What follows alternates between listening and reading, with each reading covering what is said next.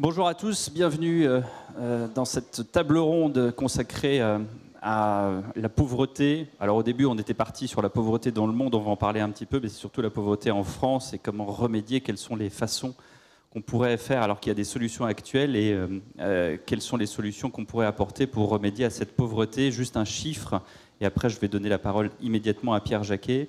Le chiffre qui est étonnant, mais qui n'est pas forcément à prendre tel qu'il est, c'est que la pauvreté dans le monde, c'était 38% en 1990, on est à 8,5 en 2024. Ça ne veut absolument pas dire que la pauvreté n'est pas en augmentation, et on va voir tout ça. Mais d'abord, je cède la parole à Pierre Jacquet, professeur à l'École des Ponts et Chaussées et membre du Cercle des économistes. Cher Pierre. Merci beaucoup. Alors, remédier à la pauvreté, qui est le thème de cette table ronde, c'est pas la première année qu'on en débat. En gros, chaque année à Aix, il y a une table ronde sur remédier à la pauvreté, ce qui prouve que la pauvreté reste un sujet, que les approches adoptées ne suffisent pas, que ce soit en volume, en nature ou les deux. Mais on continue d'en parler et il faut surtout éviter, évidemment, que le fait d'en parler soit un alibi pour continuer à en parler et ne rien faire de concret. L'un des objets de cette table ronde, c'est de réfléchir aux mesures concrètes qui sont déjà en place pour aider les populations pauvres. Alors il y a un premier sujet que je voudrais partager avec vous, c'est la définition de la pauvreté. Comment on définit la pauvreté ?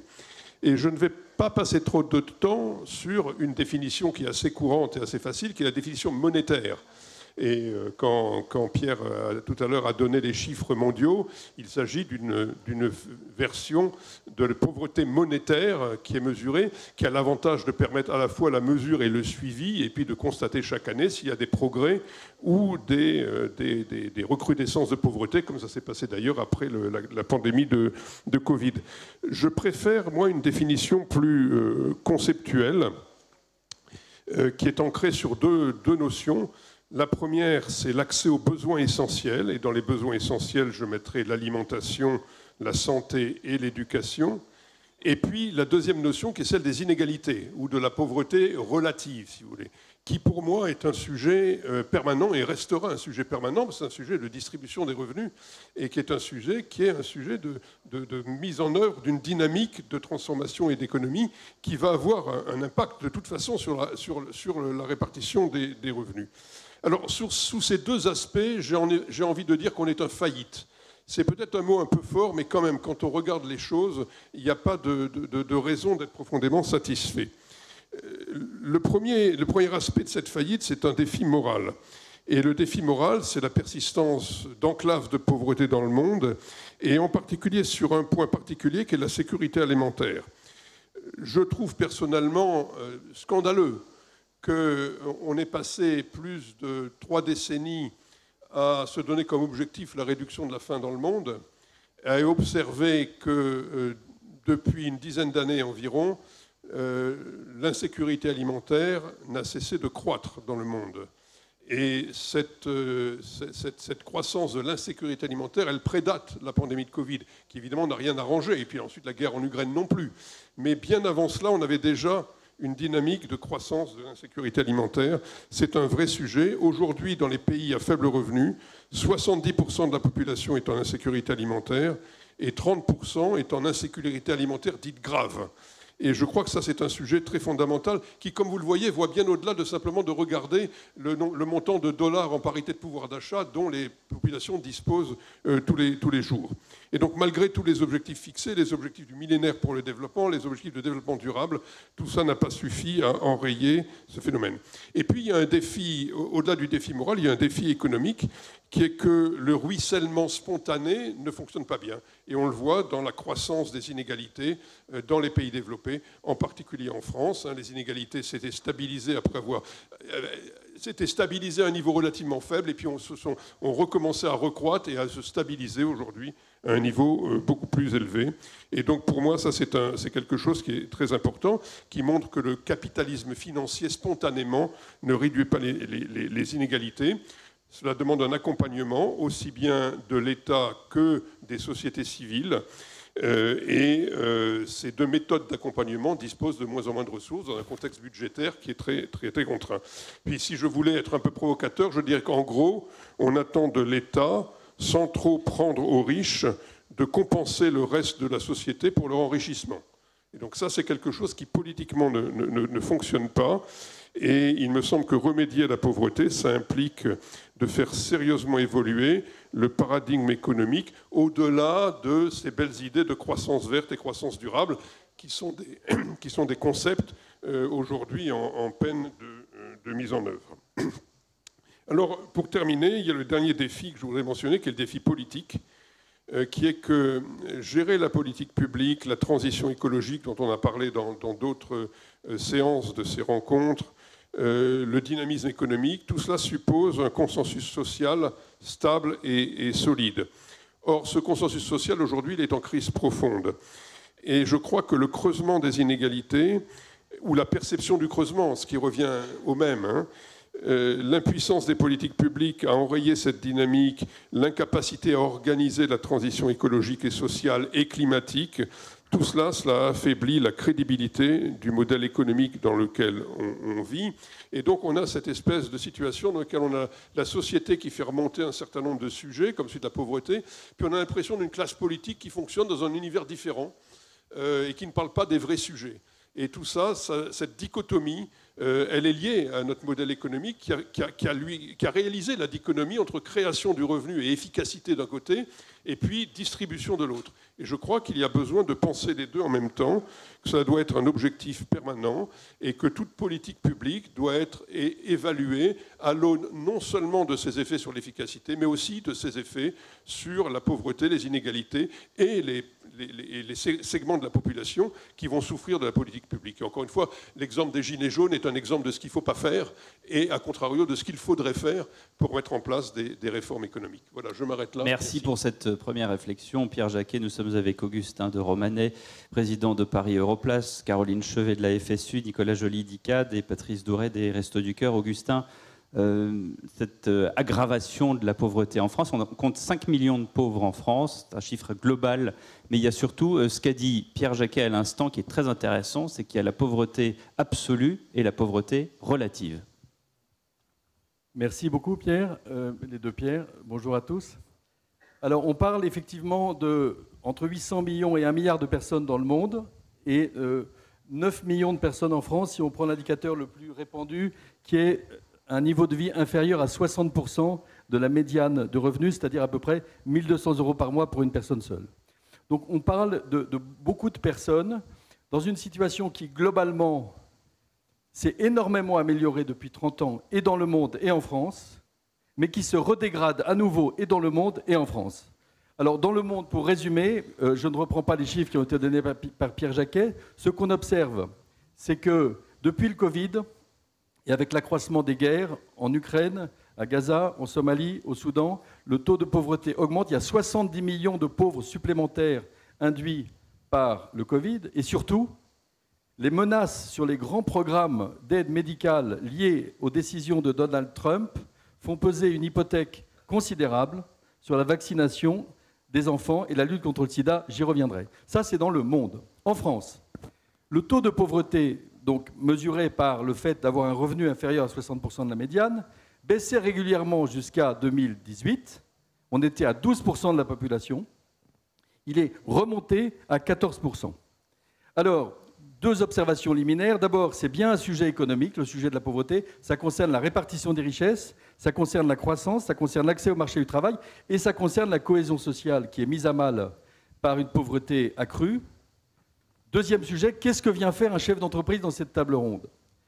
Deux observations. Premièrement, les pouvoirs publics reconnaissent qu'ils ne sont plus les seuls acteurs ayant des marges de manœuvre dans un certain nombre de domaines. Je citerai par exemple les aidants, je citerai l'éducation financière, je citerai la prévention en matière de santé. Tous ces sujets, les entreprises s'en occupent. Et s'agissant de la pauvreté, vous avez la délégation interministérielle à la prévention de la lutte contre la pauvreté qui a établi un guide à l'intention des entreprises et je recommande à tous les entrepreneurs qui sont ici présents de le regarder parce que l'entreprise étant un lieu de proximité, c'est un lieu qui permet d'éradiquer la pauvreté de façon efficace. Je ne vais pas paraphraser Esther Duflo, Mais dans les entreprises, on peut expérimenter ce qui marche ou ce qui ne marche pas. Et je vous prendrai l'exemple de ce petit livret de la délégation interministérielle qui recommande aux chefs d'entreprise de détecter les personnes en situation de pauvreté. Et par exemple, quand quelqu'un vous demande une avance sur salaire en fin de mois, il faut être dans une écoute particulière, d'abord lui accorder, et ensuite voir si on ne peut pas l'aider en matière de logement, en matière de parentalité, etc. etc. Je ne vais pas développer tous les thèmes. Un autre exemple, c'est l'illettrisme. Nous avons fait de la lutte contre l'illettrisme une priorité et nous nous sommes aperçus que nous avions dans notre entreprise des personnes qui faisaient le ménage, qui n'avaient pas accès à leurs droits sociaux parce qu'elles n'étaient pas capables de remplir un formulaire de la CAF. Et si elles n'ont pas un ado chez elles un peu rusé qui peut remplir ce formulaire, elles n'ont pas accès aux droits. Et c'est un des problèmes dont nous parlerons peut-être tout à l'heure sur la France. Donc, comme vous m'avez demandé de ne pas être trop long, je vais m'arrêter là. Mais je dirais simplement que nous pourrions croire, au vu des grandes statistiques, que ce sujet de la lutte contre la pauvreté est en voie d'immenses améliorations. Je dirais qu'aujourd'hui, il rencontre deux défis. Premièrement, le désengagement des États-Unis du multilatéralisme fait peser une menace violente sur la vie de dizaines de millions de personnes dans le monde. Je pourrais vous donner des chiffres tout à l'heure. Et deuxièmement, dans des pays comme la France, la question de la lutte contre la pauvreté requiert de travailler sur la prévention et non pas sur ce que j'appellerais la curation. Alors les pouvoirs publics ont pris le tournant en 2017, ils ont pris le tournant de la prévention. Il me semble que ce tournant doit être accru avec un certain nombre de choses dont je parlerai plus tard. Merci. Merci Augustin, et c'est très important de dire, parce que je reprends les mots de Pierre Jacquet qui disait l'État, l'État, l'État, l'État, comme un cabri qui saute sur sa chaise, mais on peut compter aussi peut-être sur les entreprises plus que sur l'État. Le point de vue syndical est important. Et merci à Caroline Chevet d'être là. Il y a une particularité, je pense un prisme des métiers du service public et de la pauvreté. C'est-à-dire qu'on regarde les choses différemment. On dit souvent, de toute façon, les fonctionnaires, ils sont à l'abri, ils ne seront jamais pauvres, ils sont dans un carcan. En réalité, d'abord, ce n'est pas vrai du tout. Et ensuite, vous prenez les choses et vous avez un regard très spécifique sur ce sujet. Oui, merci, merci de l'introduire immédiatement comme ça, parce qu'effectivement, en tant que syndicaliste, et notamment syndicaliste implanté dans le secteur des services publics, la FSU, c'est la première fédération de l'éducation, mais elle est aussi implantée dans des services publics, y compris dans la territoriale, qui sont directement en prise avec la pauvreté et les réponses à la pauvreté, mais on a aussi toujours une autre préoccupation qui est celle des personnels, et de fait, la pauvreté concerne aussi les personnels de la fonction publique, parfois fonctionnaires, parfois et souvent contractuels, et en particulier des femmes qui ont des emplois à temps partiel imposés, précaires et extrêmement mal rémunérés. Mais dans l'immédiat, il me semble que ce que je peux apporter peut-être, c'est le regard de ces métiers qui sont directement au contact de la pauvreté, parce que les services publics en France ont finalement un double rôle, celui d'apporter des réponses aux besoins immédiats des personnes confrontées à la pauvreté. C'est notamment le rôle des assistantes sociales, qu'elles soient dans les conseils départementaux par exemple ou dans les établissements scolaires, et aussi ce rôle de mettre en œuvre les politiques publiques qui visent plus ou moins et plus ou moins bien à sortir une population de la pauvreté, et y compris parfois sur 1, 2, 3 générations. Et évidemment, les métiers de l'éducation sont des métiers que l'on exerce avec en tête le fait que nous avons dans nos classes une jeunesse qu'il faut sortir de la pauvreté quand elle sera à l'âge adulte. Alors, vous avez rappelé les chiffres globaux, mais c'est aussi 3 millions d'enfants sous le seuil de pauvreté. Ça veut dire concrètement un élève sur 5 qui est dans une famille qui vit en dessous du seuil de pauvreté, 40%, parfois plus évidemment en quartier prioritaire. C'est évidemment un élément absolument fondamental, parce que la pauvreté, c'est-à-dire l'absence d'accès aux besoins fondamentaux, pèse très fortement sur la possibilité même d'accomplir les missions de service public.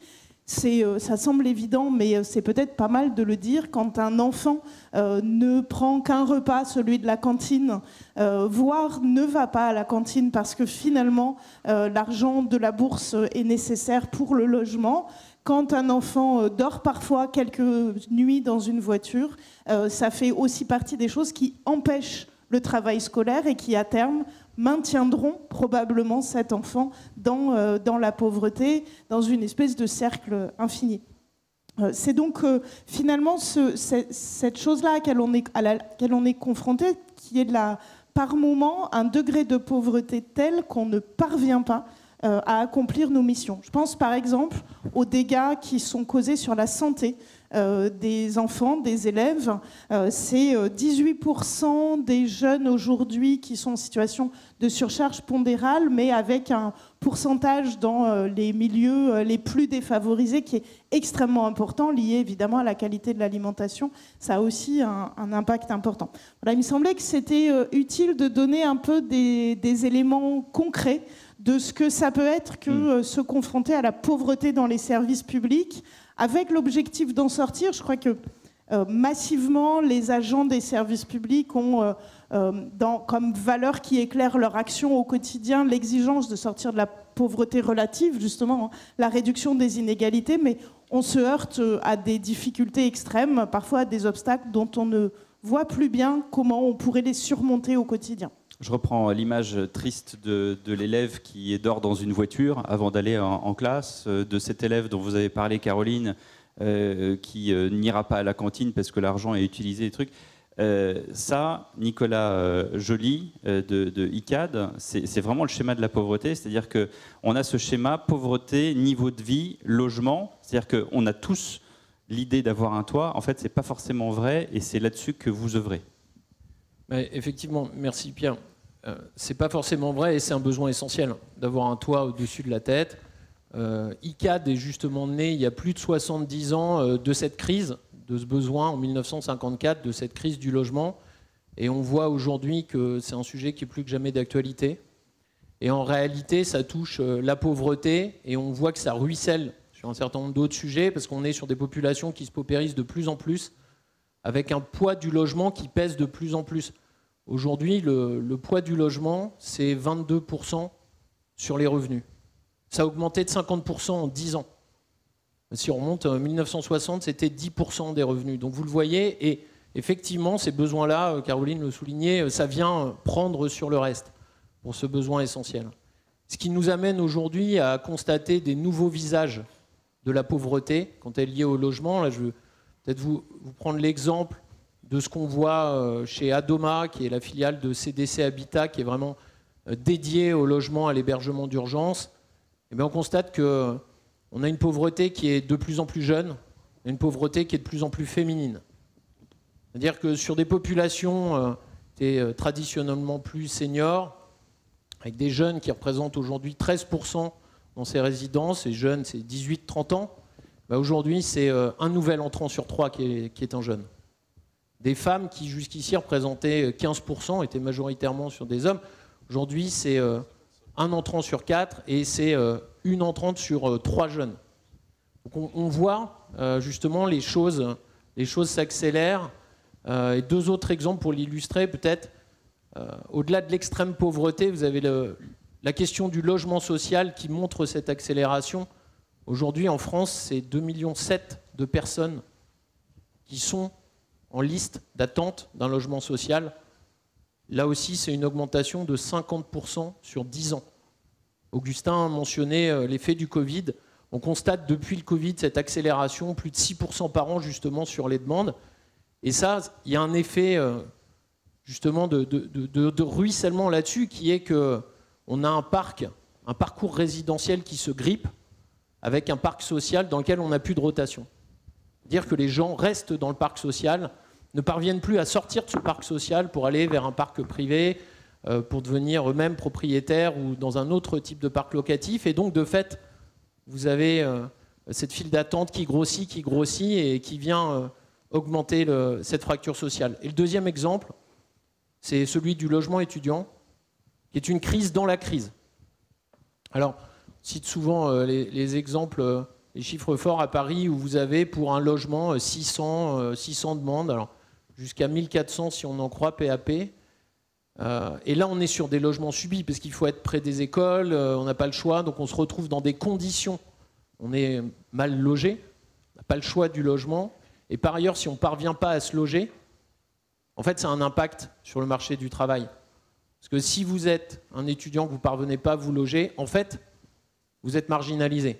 C'est-à-dire vous venez nourrir cette population des NEET qui sont sans emploi, sans formation, sans études, et qui finalement se retrouvent après à grossir les rangs de ces files d'attente et de la pauvreté, de ces nouveaux visages de la pauvreté qu'on évoquait. Donc plus que jamais, ce besoin essentiel du logement, il est au cœur des enjeux de pauvreté, de paupérisation, et on voit que les choses s'accélèrent.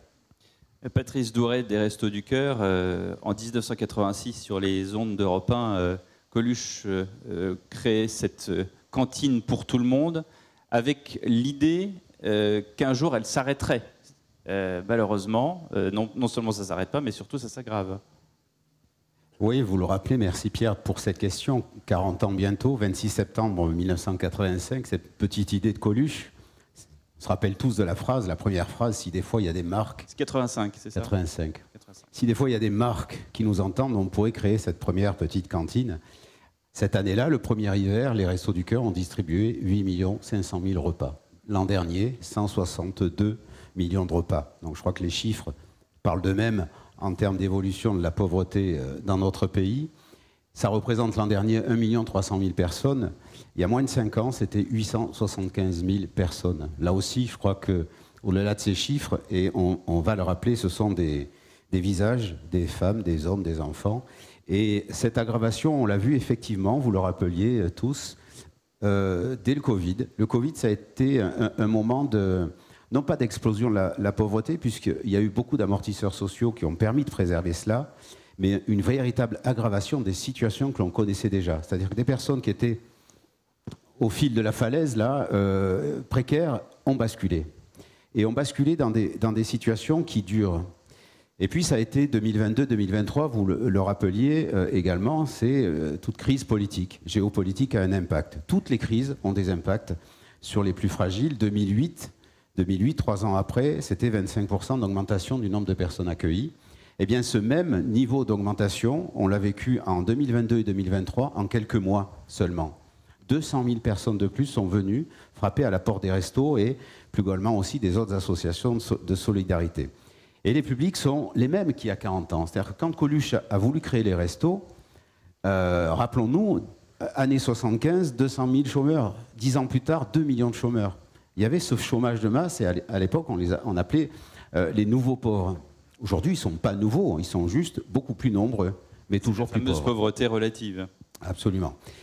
Et ce que l'on constate aujourd'hui, c'est qu'on a 50% des personnes que l'on accueille qui a moins de 25 ans. C'est-à-dire qu'il y a réellement un enjeu autour de la jeunesse et de la très petite enfance à éviter que toutes ces personnes-là, demain, soient les adultes accueillis au Resto du Cœur. Ça veut dire, Pierre Douret, qu'il y a des gens qui viennent au Resto du Cœur, ils sont...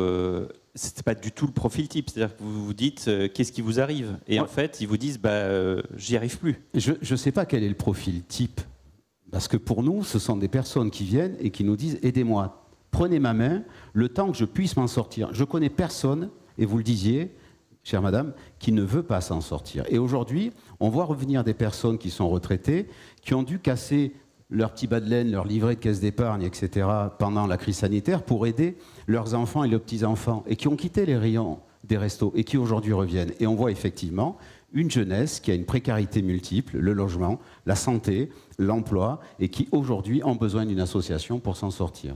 Et il est vrai que la difficulté des associations, c'est de naviguer à vue, c'est-à-dire qu'on n'a aucune certitude sur rien. Donc on est passé de la petite camionnette, parce qu'il disait ça aussi dans son message, Coluche. Il disait, si quelqu'un a une camionnette, si quelqu'un a une voiture dont il ne se sert pas, on pourra peut-être amener des vivres et ça. Vous êtes passé de cette petite association à une grande entreprise de lutte contre la pauvreté, en fait. Oui, avec 75 000 bénévoles permanents, près de 100 000 lorsqu'on ajoute toutes les personnes qui viennent nous aider occasionnellement. Et puis c'est 2348 lieux d'activité sur tout le territoire national. Et il y en a de plus en plus chaque année. Malheureusement, et depuis le Covid, on a aussi développé ce qu'on appelle des centres itinérants pour aller vers les personnes les plus éloignées dans la ruralité, parce que quand vous n'avez pas de quoi remplir votre frigo, vous n'avez pas de quoi remplir le réservoir de votre voiture si vous en avez une. Bon, voilà, nous sommes à Aix, il fait beau, il fait soleil, il fait chaud, on vous a bien plombé le moral, c'est pourtant la vérité. C'est ça aussi la pauvreté aujourd'hui, c'est le boy next door en bon français qui a été dernièrement dans l'actualité illustré par Nicolas. C'est Nicolas qui paye, bah oui, mais celui-là qui paye pour les retraités, qui paye pour différentes choses, qui se voit taxé de plus en plus, eh bien Nicolas qui paye, il va peut-être un jour aussi aller au Resto du Cœur parce qu'il ne pourra plus s'en sortir. C'est ça aussi la vérité, c'est que la pauvreté, elle est à tout bout de champ. Donc je dis ça parce qu'on vous a brossé le tableau de la pauvreté spécifiquement en France. Il nous reste une petite demi-heure pour parler des solutions. Il y a les solutions qui sont déjà mises en place. L'État fait beaucoup, Pierre Jacquet a eu raison de le rappeler. Augustin a dit que les entreprises, par différents programmes, et notamment via la RSE, je crois qu'il y a eu une table ronde là-dessus juste avant, sont impactés et doivent, non pas peuvent, mais doivent agir. Je ne sais pas si Pierre Jacquet reprend la parole. C'est là-dessus où je ne me suis pas... Ou est-ce que où vous êtes là en tant que censeur du collège et vous sortez... Non, si vous me donnez l'option de reprendre la parole, je vais la prendre. Donc c'est un peu à vous de décider. Est-ce que vous pouvez nous brosser en quelques mots, Pierre Jacquet, quelles sont les solutions actuelles visibles et ce vers quoi on devrait tendre avant de redonner la parole à nos invités? Je ne crois pas beaucoup à l'idée de solution. Je crois à la compréhension des problèmes et à l'action. Et les solutions, elles se mettent en œuvre. Vous comprenez, dans des enceintes comme celle-là, on va tous s'entendre sur le fait qu'il faut réduire la pauvreté. Mais si on ne débat pas sur le comment on fait, et sur l'action et sur les contraintes de l'action, on n'avancera pas beaucoup. Donc moi, à la suite de ce que j'ai entendu, j'avais plusieurs questions, mais peut-être pour rebondir sur les Restos du Cœur, j'aimerais bien vous entendre sur les contraintes auxquelles vous faire face pour organiser tout cela. Et donc vous avez parlé du volontariat, je suis ravi de voir qu'il y a autant de volontaires. Est-ce que c'est une contrainte quand même sur votre croissance future? Et quelle est votre stratégie d'ailleurs de développement? J'aimerais bien ne pas parler de développement et de croissance d'ailleurs. Lorsqu'il s'agit des Restos du Cœur, c'était plutôt l'idée, celle de Coluche, c'était de dire on va disparaître rapidement. Mais pour autant, il est vrai que depuis quelques années, et notamment depuis la crise sanitaire, on a bien compris qu'il fallait se renforcer et se sécuriser justement pour préserver les 1 300 000 personnes et peut-être plus qui comptent sur nous. Alors ça veut dire qu'effectivement, il y a des enjeux. Les enjeux financiers, ils sont multiples puisque nous dépendons très globalement du public. Le public, ce n'est pas le service public, ce sont les gens et les entreprises qui nous soutiennent et nous font confiance. Donc il y a un enjeu aussi, puisque beaucoup de nos donateurs sont des donateurs modestes, mais généreux, mais qui, lorsqu'il est difficile de remplir son chariot, effectivement, réfléchissent avant de faire un don. Les entreprises, et puis le bénévolat. Aujourd'hui, nous avons un bénévolat qui est un bénévolat historique, comme toutes les grandes associations, et qui doit évoluer. Et donc, il nous faut aussi, pour pouvoir continuer à réaliser toutes les activités au-delà de l'aide alimentaire, nous y reviendrons, je crois, sur les activités d'accompagnement, bien, effectivement, oui. L'enjeu, c'est aussi de pouvoir continuer à recruter et former des bénévoles. Alors justement, si vous voulez, on ne va pas parler de solutions, on va parler d'actions. Donc les actions actuelles et les actions à venir. Il nous reste 27 minutes 00 et ensuite c'est afuera. On vient nous chercher et on nous vire. Donc Augustin de Romanet, état des politiques publiques aujourd'hui, comment ça fonctionne et est-ce qu'on peut faire mieux? Alors, on va parler du monde et de la France. Sur la politique de lutte contre la pauvreté dans le monde, je vous invite à regarder un article de Libération de jeudi dernier de M. Banerjee. M. Banerjee, c'est le fondateur d'un grand programme de recherche sur la lutte contre la pauvreté avec sa compagne Esther Duflo au MIT. Et Banerjee dit une phrase étonnante, il dit « Nous, économistes du développement, n'avons pas dit assez haut et fort l'importance de l'aide multilatérale. » C'est-à-dire que face aux menaces de Donald Trump, les économistes sont en train de se rendre compte que ce qui nous paraissait un acquis, une évidence, la diminution de la pauvreté dans le monde grâce à toutes ces politiques multilatérales, dont la France d'ailleurs n'est pas absente, puisque vous vous souvenez que c'est Jacques Chirac qui a créé la taxe sur les billets d'avion pour financer United, qui est un des rares objectifs du développement durable qui a été atteint dans le monde, la quasi-éradication de la lutte du sida. Donc, s'agissant de l'aide multilatérale, tout comme de l'aide dans chacun des pays, il faut être attentif à ne pas négliger le problème. Nous avons tous, dans nos entreprises, potentiellement entre 5 et 10% de nos collaborateurs qui sont dans une situation de pauvreté et entre 7 et 15% qui sont dans une situation de ne pas maîtriser les outils numériques. C'est ce qu'on appelle l'électronisme. Première observation. Deuxième observation, je pense que les 5 critères d'Esther Duflo pour une efficacité de l'action, comme l'a justement dit Pierre Jacquet, doivent être utilisés non seulement dans l'aide multilatérale, mais aussi dans l'aide domestique. Je cite ces 5 critères. D'abord, l'efficacité, ça dépend du comment et non pas du combien. Donc arrêtons de raisonner uniquement en euros. Deuxièmement, l'expérimentation est très utile. Elle cite l'exemple de la vaccination en Inde. Vous prenez 3 populations. Une population dans laquelle il n'y a aucune incitation spéciale, 6% des enfants sont vaccinés. Vous prenez une partie de la population qui bénéficie d'un camion mobile de vaccination qui vient tous les mois. 18% de la population est vaccinée. Et vous prenez un échantillon de la population à qui on dit qu'on promet un sac de lentilles pour chaque enfant vacciné. Donc une incitation non monétaire. 38% des enfants sont vaccinés. Troisième observation, les pauvres ont des stratégies contre-intuitives qu'il faut connaître. En Inde, par exemple, les pauvres préfèrent largement financer un mariage pour le prestige social que financer des latrines. Quatrièmement, il faut des solutions simples et faciles d'accès qui évitent le non-recours aux aides. Cinquièmement, il faut des appropriations locales et je m'arrêterai là. Donc, c'était ma deuxième observation. Ma troisième observation, c'est pour dire que l'orientation qui a été prise par les politiques de la pauvreté en France depuis 2017 est une bonne orientation. Je ne vais pas la développer. Vous allez sur les rapports de la délégation interministérielle dirigée par Anne Rubinstein. On fait plutôt de la prévention que de la curation. Néanmoins, il y a encore beaucoup de travail à faire sur la responsabilité des acteurs locaux. Un des points très positifs de cette politique nouvelle, c'est la territorialisation des politiques. Et j'en reviens à un sujet qui est un peu banal, mais au Moyen-Âge, il y avait très peu de pauvres dans les villages. Parce que quand vous êtes dans une relation de proximité avec votre entourage, vous ne pouvez pas être sans domicile fixe, vous ne pouvez pas être sans alimentation et vous ne pouvez probablement pas être sans éducation. Quand vous êtes dans des grandes conurbations, vous avez évidemment ce risque énorme de dépersonnalisation de la relation. Voilà, je ne veux pas être trop long, donc je répondrai à vos questions ultérieures. Merci. J'ai même pas à vous couper, Augustin. D'habitude, c'est le monde à l'envers. Nicolas Joly, on parle de logement. Il y a, vous me disiez, hors antenne, comme on dit chez nous, qu'il y avait 2,5 millions de Français en attente d'un logement social. C'est colossal. C'est même 2,7 millions. Et effectivement, c'est colossal. Donc, qu'est-ce qu'on fait aujourd'hui là-dessus? Je pense qu'il y a 2 niveaux de réponse. Il y a les réponses à l'échelle individuelle. En tant qu'entreprise, on a une responsabilité. Et puis, il y a un autre niveau qui est l'échelle de l'écosystème avec lequel on travaille, que ce soit les autres entreprises, les groupes, les pouvoirs publics à l'échelle nationale et à l'échelle locale. Pour vous donner quelques exemples, qu'est-ce qu'on fait déjà aujourd'hui à l'échelle individuelle? Je vous parlais du besoin de dégripper ce parcours résidentiel qui se retrouve aujourd'hui bloqué au niveau du logement social avec des gens qui ne sont plus en mesure de devenir propriétaires. Donc typiquement des initiatives qu'on est en train de lancer, c'est des nouveaux modes de propriété comme le bail réel solidaire qui vise très simplement à dissocier le foncier du bâti et qui permet à des populations de devenir propriétaires justement pour 30 à 40% moins cher que si on achetait la pleine propriété du tout. Des mécanismes qui pour nous Français sont peut-être psychologiquement un cap à franchir, mais qui fonctionnent et on le voit, on a un certain nombre d'opérations là. On a une opération là qu'on a lancée à Saint-Denis avec un organisme foncier solidaire local justement de Saint-Denis qui fonctionne très bien. On a nous-mêmes créé notre propre OFS, qui est une fondation, ICAD Pierre pour tous, à Cognien, près de Chambéry. On lance aussi un programme là-dessus. Donc c'est premier type d'initiative.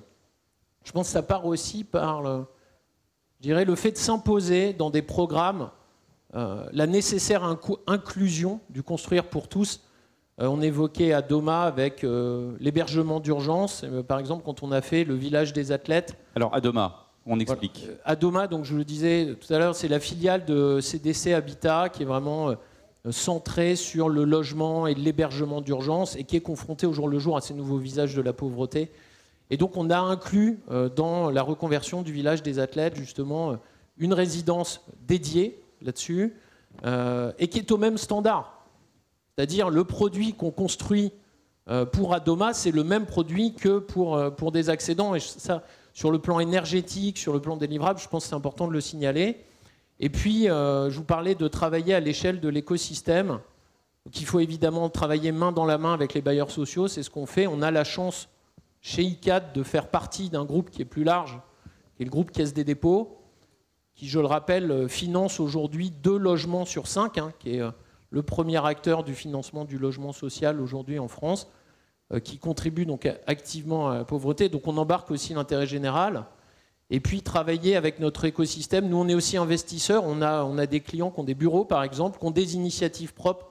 Je pense à AXA sur notre territoire de la Défense, qui met à disposition avec une association qui s'appelle Bureau Solidaire, les bureaux au moment où on ne les utilise pas, c'est-à-dire la nuit, pour être capable de mettre à disposition un toit au service justement des SDF qui n'ont pas la chance de l'avoir. Donc ça fait partie de ça aussi, d'encourager un peu ces initiatives-là. Et puis on travaille aussi évidemment avec les pouvoirs publics pour essayer de débloquer aussi l'accès au parc privé, avec les réflexions sur le statut du bailleur privé qui sont en cours. Un rapport qui a été remis à Madame la ministre Valérie Létard cette semaine, qui embarque des propositions qu'on soutient évidemment, qui ont vocation à débloquer justement l'investissement locatif, parce qu'au fond, quand on les interroge, on a des Français qui veulent investir dans le logement, parce qu'ils ont conscience de cette crise du logement qui est devant nous, donc il faut leur donner les moyens de le faire. Pierre Dourel, le rôle aujourd'hui pour les Restos du Cœur, c'est pas seulement un provider en bon français de nourriture, c'est aussi un rôle de ressources humaines, de psy presque aussi. Vous intégrez aussi ces nouveaux rôles? Oui, alors pas tout à fait nouveau, puisque très rapidement, et même dès la création des restos, dans l'article 1er des statuts, il est question d'inclusion. C'est-à-dire que notre but, c'est pas de faire en sorte que les personnes qui viennent frapper à notre porte y restent longtemps. Et avec elles, donc, on a très rapidement développé des activités d'accompagnement, d'aide à la personne, qui sont tout autant essentielles que l'aide alimentaire, qui reste en fait la première marche. Derrière, ce sont des activités de soutien à la recherche d'emploi, de soutien scolaire, d'accompagnement budgétaire, d'estime de soi. Le fait de pouvoir effectivement mettre à disposition d'une personne qui est très en difficulté des habits, de pouvoir l'aider à constituer un CV, de retrouver un peu de confiance en soi, d'accéder à un coiffeur bénévole, eh bien ça permet plus facilement effectivement d'accéder à une formation et à un entretien pour un emploi. Nous, l'évidence, c'est de faire en sorte que l'on puisse très rapidement aider les personnes en difficulté à retrouver le chemin d'une vie normale. Ça se fait aussi au travers d'une centaine d'ateliers et chantiers d'insertion, et notamment plus de la moitié qui sont des ateliers de maraîchage qui nous permettent également d'accéder et de produire des fruits et légumes sans intrants chimiques, donc avec notre responsabilité notamment sur la transition écologique, fruits et légumes qui représentent aujourd'hui 15% de l'alimentation distribuée dans nos centres. Donc très rapidement, effectivement, on a souhaité, et ces dernières années, renforcer des partenariats, par exemple avec le service public de l'emploi, avec les organismes de sécurité sociale, pour permettre une orientation et un parcours plus rapide des personnes en difficulté. Caroline Chevet, il y a des acquis des politiques publiques actuelles. Il y a eu un renversement aussi à l'école, il n'y a pas très longtemps, obligatoire pour tous dès 3 ans. C'est une force française à maintenir absolument. Mais quel est aujourd'hui votre regard sur le service public face à la pauvreté ? Alors peut-être pour se centrer sur l'éducation, on est probablement aujourd'hui à un tournant.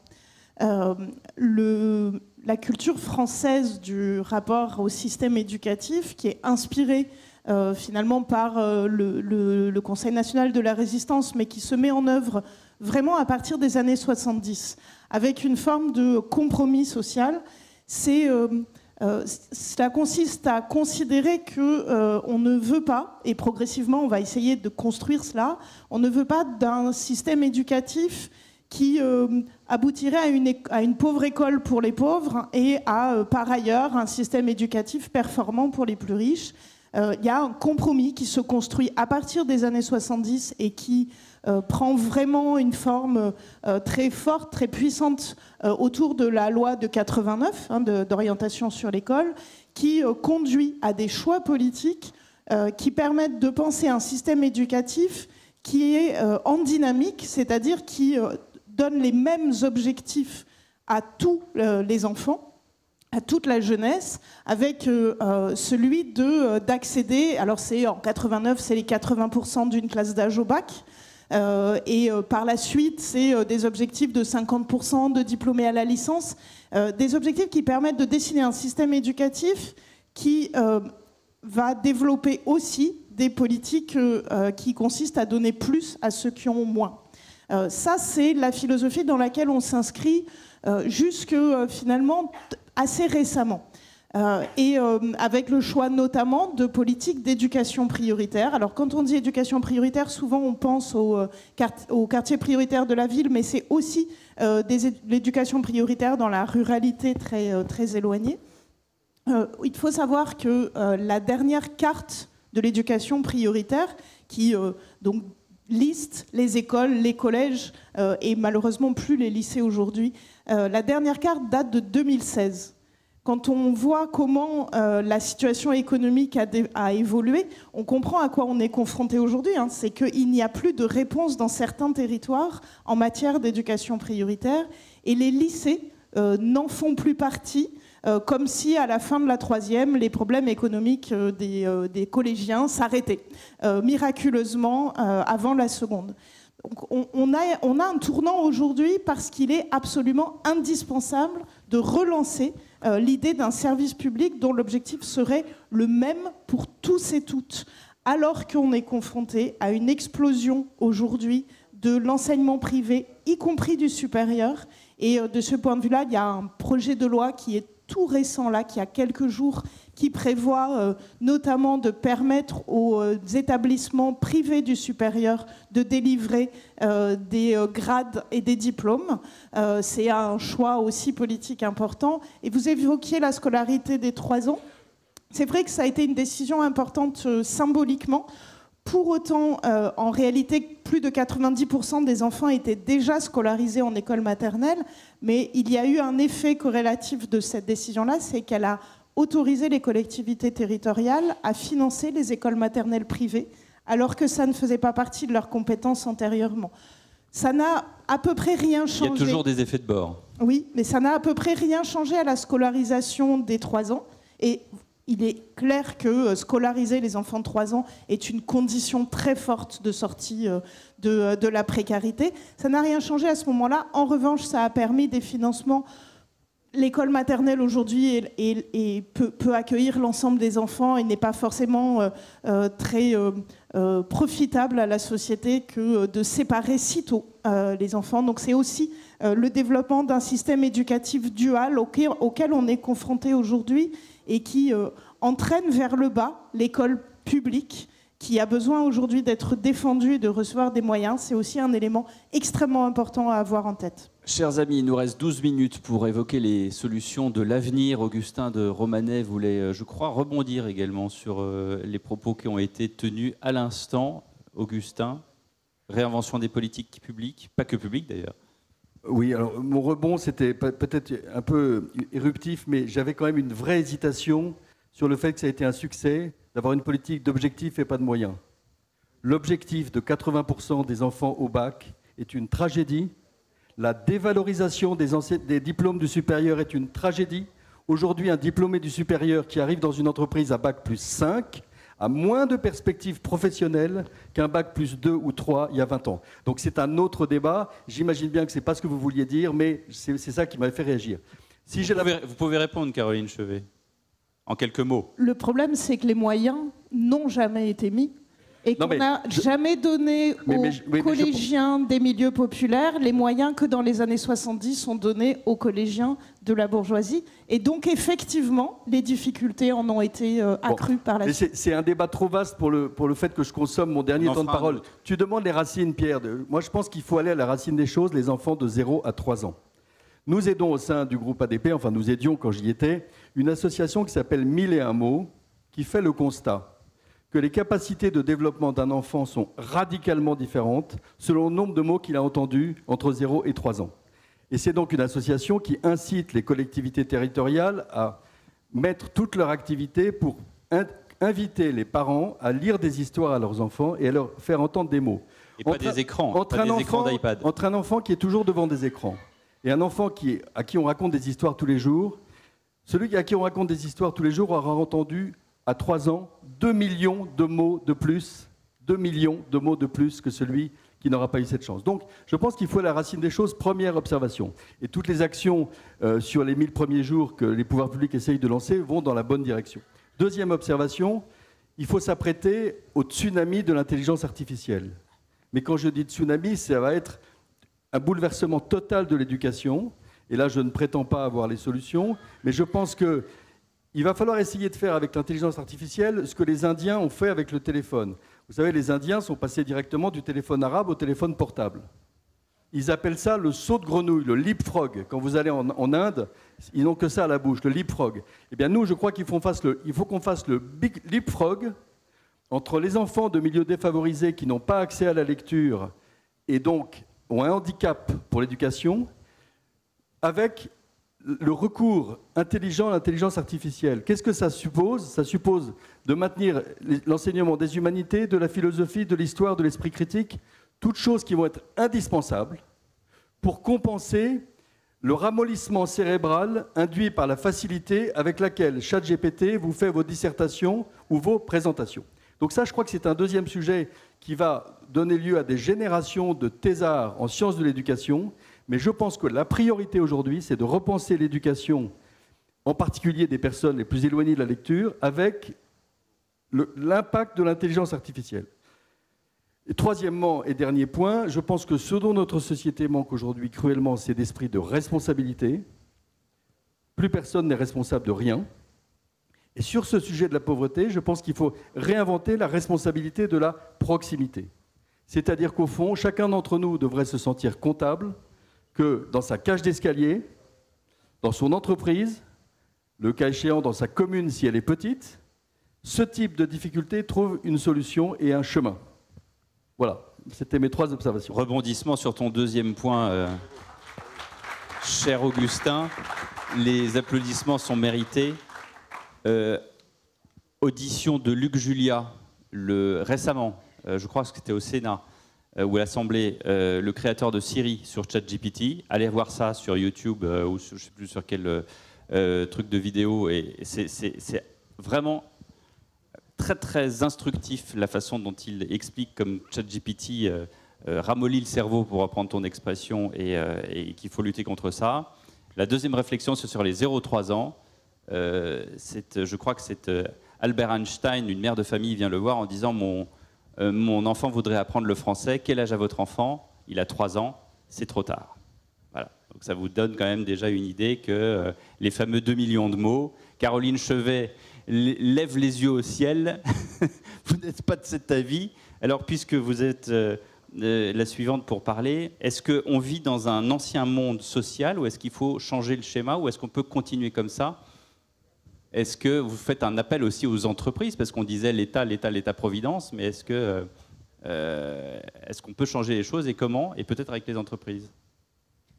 Alors je levais les yeux au ciel parce que tout un chacun n'est pas éducateur, enseignant et heureusement qu'il n'est pas trop tard pour former et enseigner à un enfant de 3 ans. Et parfois, on dit des choses qui sont un peu excessives. Même Albert Einstein, ça a pu lui arriver. En l'occurrence, évidemment, s'il y avait un souhait à formuler, c'est de continuer à considérer que l'éducation est un facteur absolument central pour sortir de la pauvreté et qu'on intègre le fait que l'éducation, ça n'est pas uniquement ce qui se passe dans la classe, c'est aussi tout ce qui se passe autour, tout ce qui fait qu'un enfant, le matin, peut entrer dans sa classe en étant disponible, disposé à apprendre. Les écrans sont effectivement une difficulté majeure à laquelle on se confronte, y compris avec l'idée un petit peu magique que l'intelligence artificielle pourrait apporter des solutions moins coûteuses à l'éducation, ce qui revient à mettre les enfants encore plus devant les écrans. Ça fait partie aussi des difficultés. Et au-delà, il faut probablement, oui, un sursaut politique global pour penser autrement les politiques d'égalité, parce que, à nouveau, il n'y a pas de sortie de la pauvreté sans penser globalement la réduction des inégalités et la recherche d'un futur où l'égalité est véritablement un sens. Nicolas Joly, il y a une chose qu'on n'a pas abordée, c'est l'adresse. Aujourd'hui, avoir une adresse, c'est comme avoir un compte en banque, c'est comme avoir un numéro de portable. C'est essentiel pour la vie d'aujourd'hui en 2025. Et c'est ce vers quoi vous tendez et vous luttez pour ça. Oui, tout à fait. On le disait, avoir une adresse, avoir un toit, c'est un besoin essentiel. C'est un besoin essentiel. Et dans ce qu'on a évoqué, on a vu à quel point ça peut impacter aussi les autres besoins essentiels, vu que ça pèse sur vos revenus. Je pense que l'enjeu, nous, pour notre secteur plus largement, il est à la fois maintenant et demain. C'est-à-dire que quand on construit un toit, c'est un toit pour répondre à un problème d'aujourd'hui, cette crise qui va croissante, mais c'est aussi pour être capable de se projeter à 20-30 ans, de bâtir une ville qui sera toujours là en 2050. Et on sait qu'en 2050, on va faire, dans ces 30 ans, des changements massifs, des changements de population, des changements démographiques dans la composition des ménages, des populations. On l'a vu, hein, on a des ménages qui se réduisent, vous avez des usages qui sont extrêmement différents, vous avez le vieillissement de la population, vous allez avoir ces facteurs environnementaux qui vont engendrer des mouvements de population à l'échelle du territoire qui vont être majeurs. Donc nous, l'enjeu, c'est comment on est capable à la fois de répondre à l'urgence du maintenant en pensant le demain. Et cette réponse-là, je pense que le plus gros défi pour nous, c'est d'arriver à le faire ensemble. Au niveau de la filière, parce que si je vous demande quelle est la plus grosse industrie en France, je pense qu'il y a peu de gens dans la salle qui vont me répondre que c'est l'industrie de la ville. Pourtant, elle fait plus de 10% du PIB. Ça montre bien à quel point on n'a pas l'habitude, nous, de se penser comme un tout dans le secteur et à problèmes globaux, il faut une réponse globale. En 2 minutes, Pierre Douret, qu'est-ce qu'on peut faire de plus chez vous et quel est votre souhait pour l'avenir ?